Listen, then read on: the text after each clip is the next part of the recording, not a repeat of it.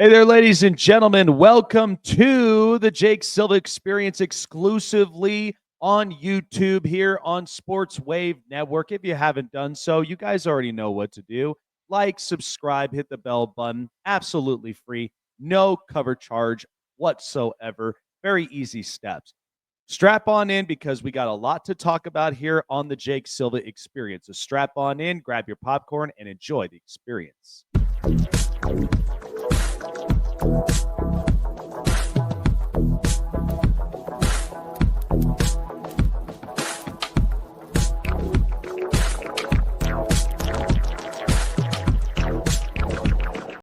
So we had a bunch of, I'd say, pretty good Saturday slated games. The first one we'll get into is, of course, the Chargers and the Patriots.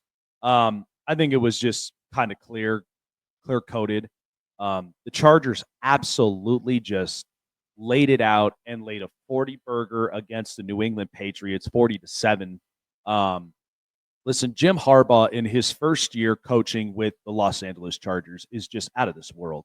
There is no comparison whatsoever to the amount of success that Jim Harbaugh does so quickly. And Charger fans, they've been dying for an opportunity like this for a very long time. And so to have Jim Harbaugh a part of this coaching staff and being a part of this journey with Justin Herbert, I think is also something that's amazing. The Justin Herbert critics just didn't believe what Justin Herbert's capable of. When you put in a winning coach and instill a winning culture, that is where the magic happens. And what more would you want Justin Herbert truthfully to do? I mean, this week, he went 26 of 38, 281 passing yards, 3 touchdowns, no picks, with a rating of 116. By the way, he's now in 2 different categories that I would say are great. He's now has the most passing yards he's thrown in a 5-season stretch, surpassing Peyton Manning. I said to people that's the closest upbringing that Justin Herbert has as far as career journey path, because Peyton was in the same similar spot in Indianapolis where he had to deal with coaches, he had to deal with GMs until they finally got the right ones with Tony Dungy putting together a better defense. And also they drafted very good weapons, Reggie Wayne, Dallas Clark. And even when you had Edgerrin James and Marvin Harrison still, you also added in more pieces like Joseph Adai and Dominic Rhodes. I mean, that Colts team got better. And so Justin Herbert, I mean, he's gone through coaches, he's gone through coordinators. This is only his second GM he's had to go through now, because Tom Telesco was the reason that he came here. So adding in a lot of those pieces and practically having the same defensive core, and yet they are 10-6, I think just tells you the Midas touch magic that Jim Harbaugh has immediately in the first year. Would they result in maybe potentially a Super Bowl contention? Probably not yet. I think next year, with the amount of cap space, with the amount of draft picks, I think this will be another offseason go around. And I think next year the Chargers will make a much bigger and much massive jump. But they're in the playoffs. Justin Herbert surpasses Peyton Manning in the most passing yards in a 5-season stretch. The other thing that he's also in good company is that he's also only thrown 3 interceptions this year with 400-plus passing attempts. And the 2 that's been able to do it, these are great companies. But the 2 that did it the last time was Aaron Rodgers and Tom Brady. I mean, you can't get any better than that.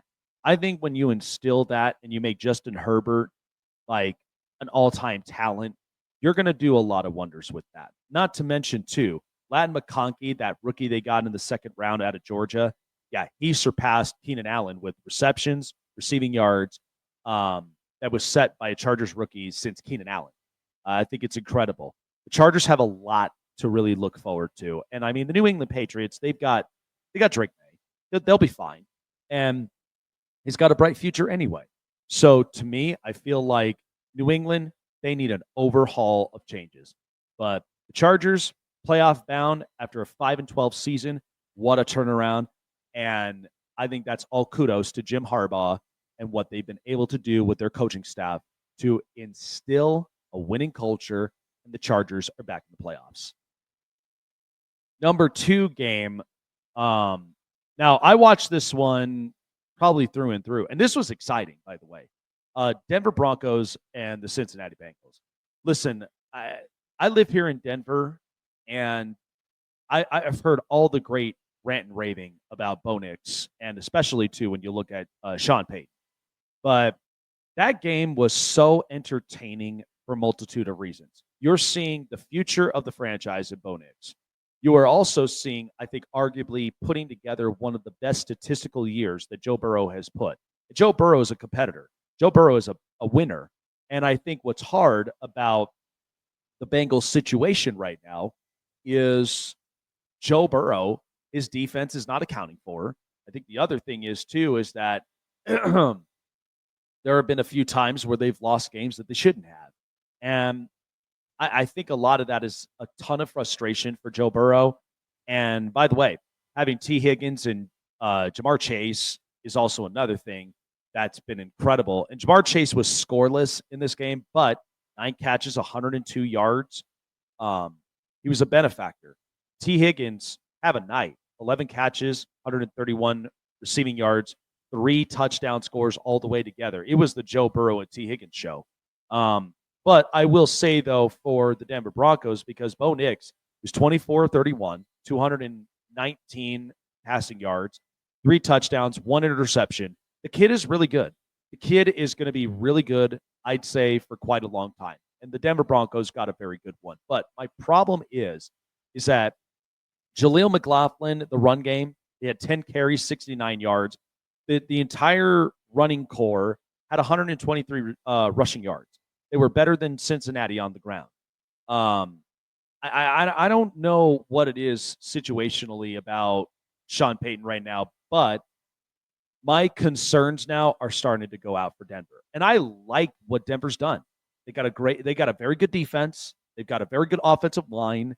I know outside of Cortland Sutton, and probably you can make the argument for Marvin Mims, they're kind of what they are in the receiving core. And I mean, the running core, it's a running back by committee. You knew that.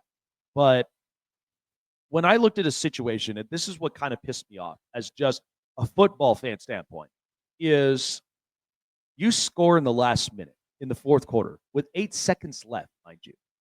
Marvin Mims makes an unbelievable catch. He's got confidence.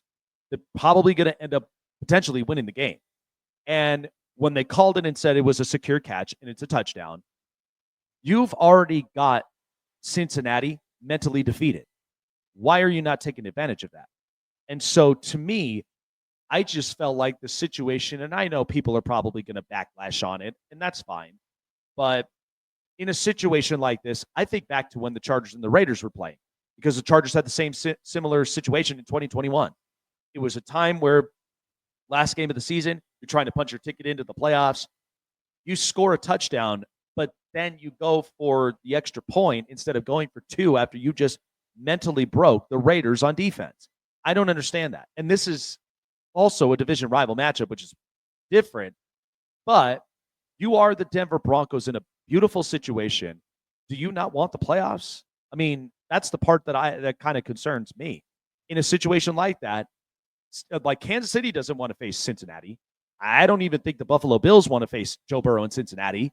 So why not destroy the hopes that they have and go for 2 and maybe potentially win the game? Bo Nix is out there doing this. And for whatever reason, didn't want to do it. I think it was kind of just a call that was go either way. But I think to me personally, I never understood it, in my opinion. And then it all of a sudden, the momentum shift started going like back and forth. I don't get it. And Cincinnati deserved to win that game. But in the end, I think Denver's going to have to rethink it. Denver is ahead of schedule for sure. But I felt like that game in particular, Kate York with his doink of a kick that missed, and then Joe Burrow getting in there and getting the touchdown score for T. Higgins, that was the seal of the ball game. Cincinnati wanted it more than Denver. Denver now is in a tight spot. So the AFC West, the 7th spot race is very close. It's going to be entertaining. And I can't wait to see what happens in the end. But Denver, they're going to think about this very long. Now, this game in particular between the Arizona Cardinals and the LA Rams. So going into this ball game, I did feel like the Rams had an edge, and the only reason for that is because I mean, I trust Matt Stafford. I also trust parts of the Rams defense. I also do trust that having guys that are healthy, like Puka Nacua, Cooper Kupp, Kyron Williams, not to mention they got the tight end back, Tyler Higbee. So there are some important benefactors there. But I thought, I mean, this game looked so ugly, but yet the Rams did everything that they could to seal away a win. My question mark is Kyler Murray truthfully the guy in Arizona? I think when you go into a matchup like this, Arizona did a bunch of things that were right from the ending of the season last year. I thought going into this season would have looked much better, would have looked cleaned up. Jonathan Gannon would have probably, changed up a few things as far as the schemes. But Kyler Murray, man, 33 of 48, 321 passing yards, a touchdown and 2 picks. By the way, they coughed the football up a lot. They didn't even I don't know what was happening with as far as the Arizona Cardinals drives. I couldn't even figure it out. But I mean, the Cardinals, there's still some work left to be done. But Kyler Murray in these kinds of spots, when times get really, really tough, that's hard. But I will say, though, congrats to Trey McBride for finally getting the first touchdown of the season. That is excruciating for any player in the NFL. 12 catches, 121 receiving yards, 1 touchdown score.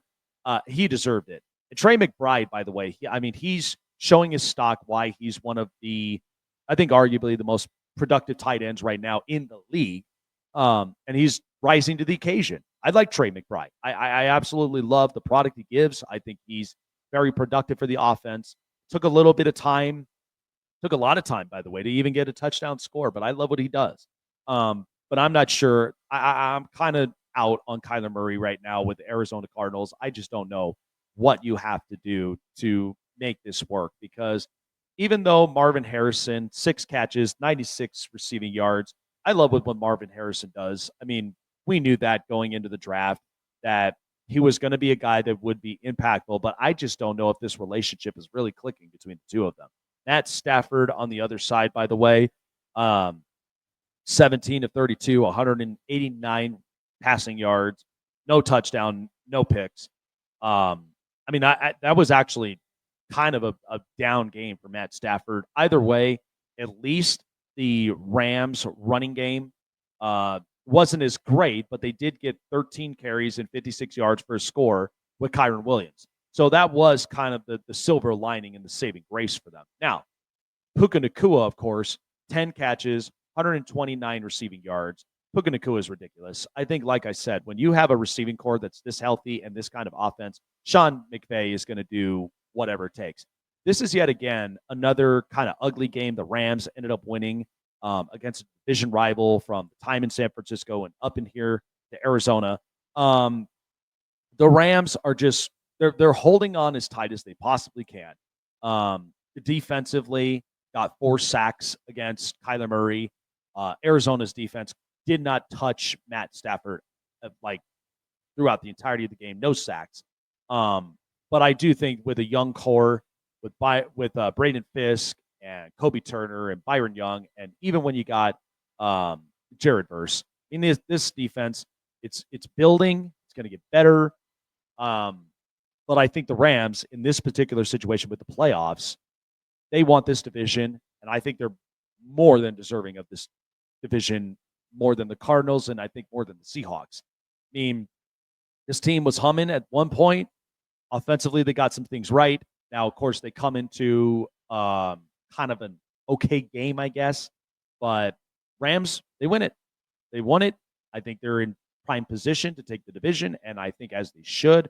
I just feel like I trust more of the LA Rams more than I do of the Seahawks, the Cardinals, and even the San Francisco 49ers. So they'll be an interesting team going into the playoffs, but at least they did come away with a much needed win that could help them secure the playoffs.